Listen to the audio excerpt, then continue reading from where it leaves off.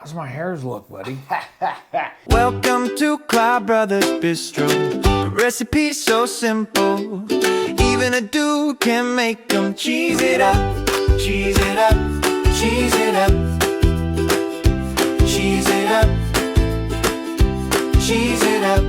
Hi, I'm Skinny Kenny. I'm Musclehead Kevin. And we're the Klar Brothers. Welcome to Brothers Bistro. Here for your hair. That's right. We're doing something super special today. What are we doing, bro? 12 months ago, close to today, Very, very close. we took a trip halfway across the country, or world. World, yeah, halfway across the world. Wow. We went to Turkey, Istanbul, Turkey, and visited our friends I think you say it Estenove, but I'm not sure if it's Estenova or Estenove. Do you know? I don't know. Oh. I thought it was Well, Estenove. we visited our friends over there and we got our hairs did. What do you think, buddy? Yeah. What do you think of mine? How's it look? Yeah. It's looking good. It's a little thin on top. I think you need to go back for round 2. Well, I don't know, man. That was.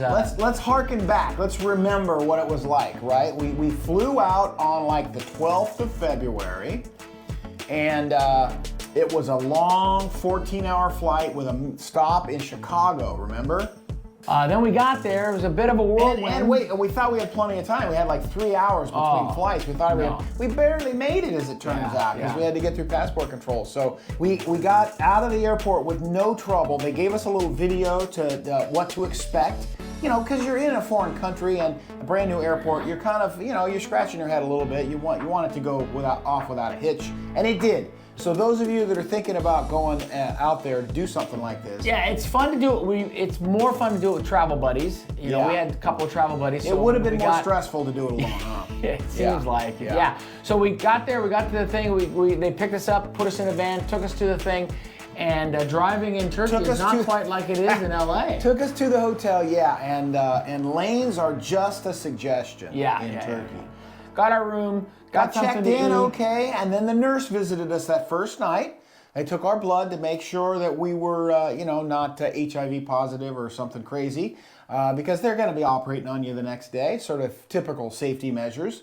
And then at dark 30, 7 o'clock the next morning, they came and picked us up in a van, whisked us off to the clinic, another wild Mr. Toad's Wild Ride, all the way across the river to Istanbul. It was a little bit comforting. We were in basically hospital grounds. So they whisked us in, and we waited for just a little bit before we met with the doctor, and he marked us up and told us what he recommended we do, and we said, "Sounds good, doc."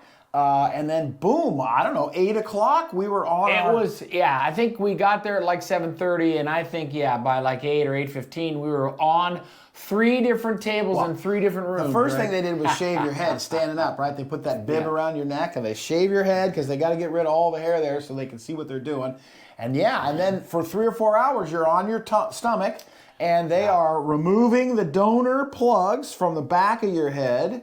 And how many did they say? 5,000 or so. 5,000. Wow. And I don't know about you, buddy, but I had 3 technicians working on me full time. 3 technicians. So and then they flop you over, like he said, and you kind of got to stay in one spot for like an hour and a half, or like this for an hour and a half. And sounds easy, but it was not that easy, and it was a little painful. Just closed my eyes. The shots were a little painful. Well, right? there was the 5 minutes of terror, right? There was definitely 5 or 10 minutes. I kept telling myself, if my brother's doing it and he's not screaming, I guess I'm okay.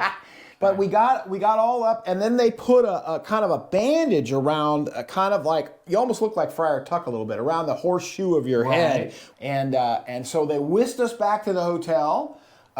We really I think we did a video just kind of Johnny on the spot, but then we kind of all crashed because it was a long... Did we get a little dinner then? I can't remember if we got something to eat then or if we got something when we woke up, but it seemed like, it was an all-day thing. Turkey is the hair transplant capital of the world. They do over 1 million hair transplants a year, every year. Crazy. So there's a steady stream of what we would refer to as medical tourism. So the next morning we got up. We I had kind of bled a little bit more in the night than my bro.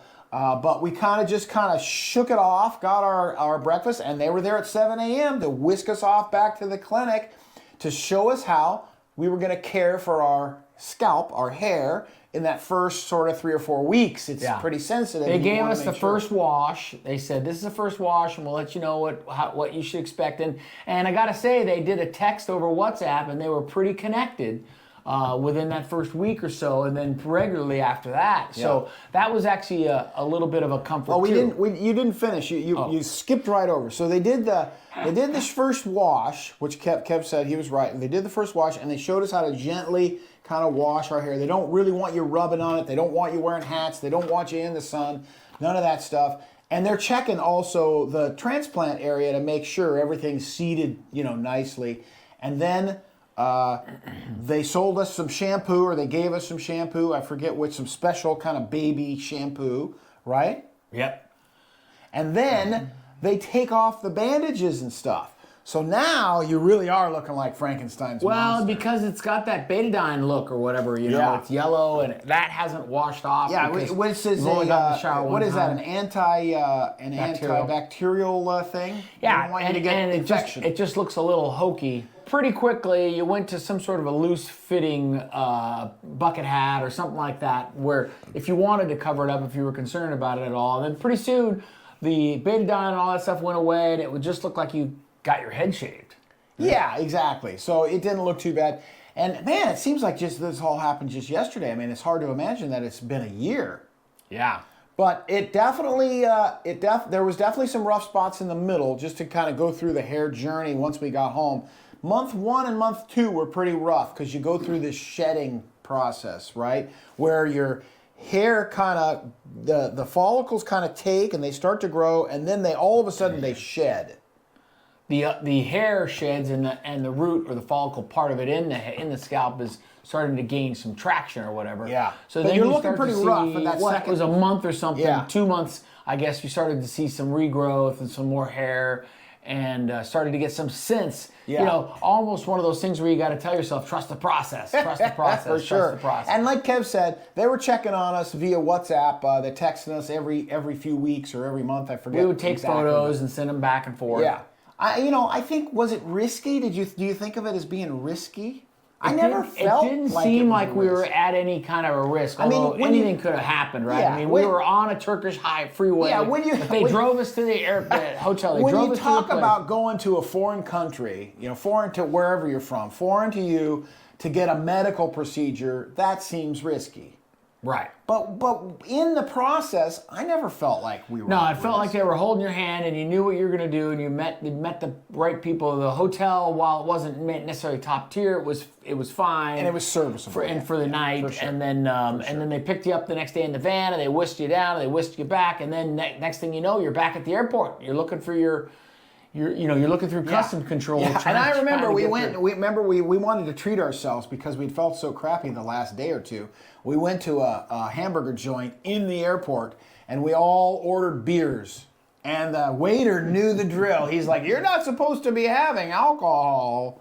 Remember that? Yeah, I guess everybody's a professional. We all know. Anyway, we told him to mind his own definitely business would and just serve the alcohol.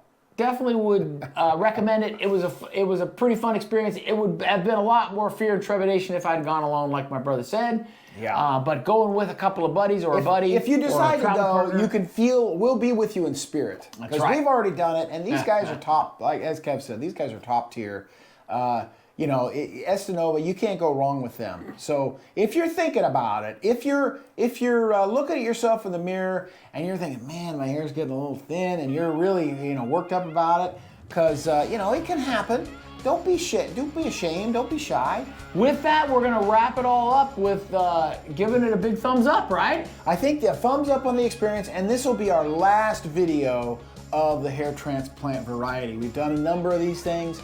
They said at the 12-month mark was kind of when you get the full experience.